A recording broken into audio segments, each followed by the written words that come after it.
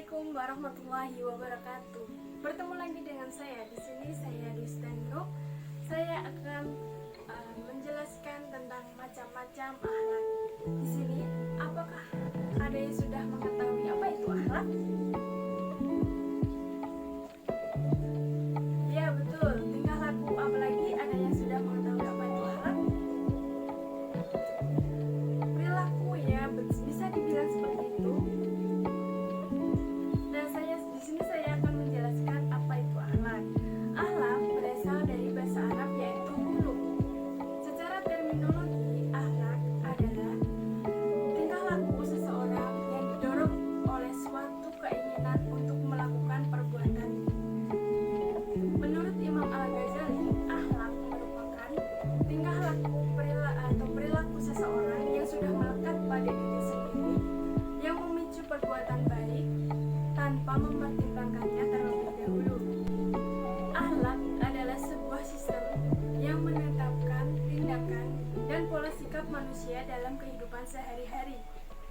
Dalam ajaran Islam, sistem nilai tersebut merupakan sumber ijtihad sebagai salah satu metode berpikir secara Islami.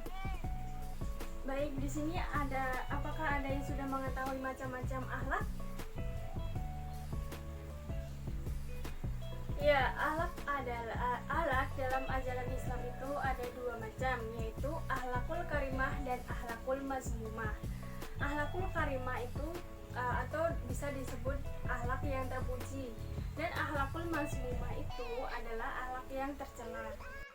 Akhlakul karimah atau akhlak yang terpuji itu merupakan suatu golongan atau suatu macam akhlak yang harus dimiliki oleh setiap umat manusia. Apa itu Bu contohnya akhlakul karimah? Nah, akhlakul karimah itu memiliki contoh yaitu seperti berbuat baik, berkata jujur, menghormati orang lain, menolong orang lain. Sebagai umat Islam, kita sudah seharusnya menjalani atau melakukan perbuatan terpuji tersebut, karena kita sudah mengamalkan perbuatan-perbuatan baik di kehidupan kita sehari-hari. Yang kedua adalah akhlakul mazmumah atau akhlak yang tercela. Akhlakul mazmumah atau yang disebut akhlak yang tercela adalah salah satu akhlak yang harus dihindari dan dijauhi oleh kita semua, karena akhlak tersebut adalah akhlak yang tercela, dan akhlak tersebut merupakan akhlak yang dibenci oleh Allah Subhanahu wa taala dan tidak pernah diajarkan oleh Nabi Muhammad SAW.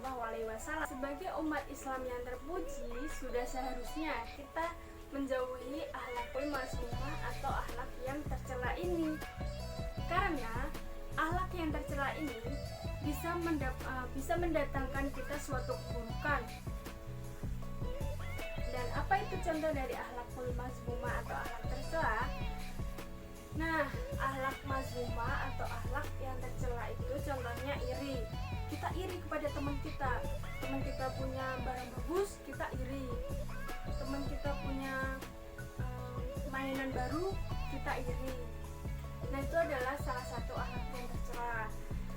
Bisa misalnya sombong, suka ngomongin teman atau ghibah, itu merupakan salah satu akhlak yang tercela. Maka dari itu, kita sebagai umat Islam harus menghindari akhlak yang tercela tersebut, karena nantinya kita dapat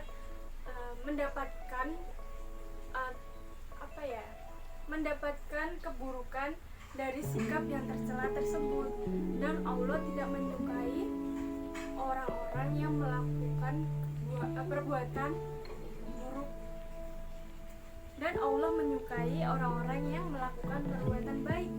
Apa sih manfaat kita melakukan akhlakul karimah? Apa sih manfaat kita menjalankan akhlakul karimah? Manfaatnya yaitu kita dicintai oleh Nabi Muhammad SAW. Siapa yang ingin dicintai oleh Nabi Muhammad SAW? Pastinya kita semua ingin dicintai dan disayangi oleh Nabi Muhammad SAW.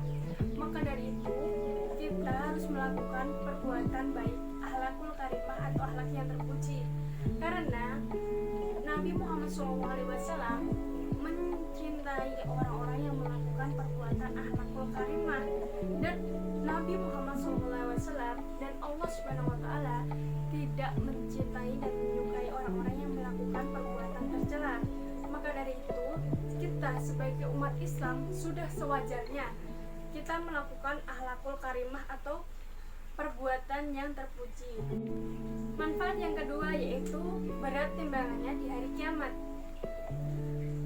Sebagai umat Islam, barang siapa yang melakukan akhlakul karimah, maka niscaya Allah akan menyelamatkan dia di hari akhir nanti.